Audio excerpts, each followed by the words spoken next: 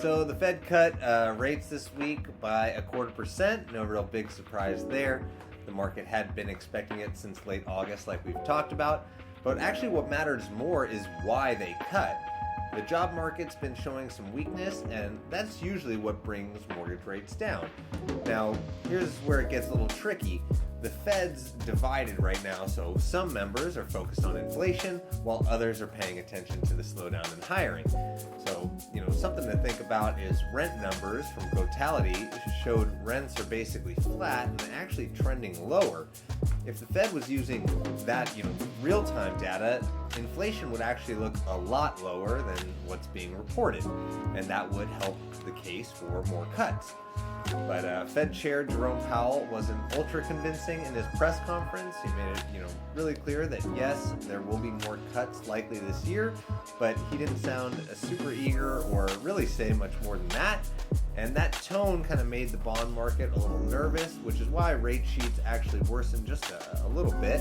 There are actually like three things that really impact the market. Major news, which I try to cover here, inflation and the economy. When inflation goes up or down, mortgage rates tend to follow that. If the economy is doing poorly, it's actually good for mortgage rates.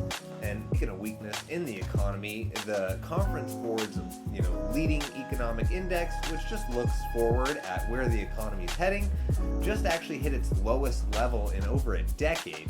Bank of America did actually put out an article that I do agree with, saying that there's a path to 5% mortgage rates, but it would take some major moves like the Fed buying mortgage bonds again, which I'm very supportive of. But their baseline outlook is more like the mid-sixes for the next couple of years. I'm a little more optimistic than that. I'm already seeing lower sixes on jumbo and conventional loans, and FHA and VA loans are lower than that. So, what does this all mean for you? The rates are still better than they were in July, but they are bouncing around a little bit.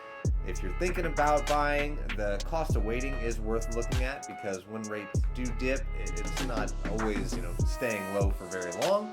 And if you're already a homeowner, it's a good time to stay in touch because opportunities to refinance or restructure debt might actually come faster than expected. But I'm happy to share the true cost of refinancing with you. And I do also have a refi watch list you can join if it's still something you're considering. And realtors, if you want your own custom refi watch list, just say the word. But next week, we're going to get fresh numbers on new and existing home sales. We'll get the final read on Q2 GDP, and PCE inflation numbers will be out as well. This could give us a better idea of where rates are headed, but I look forward to seeing you next week.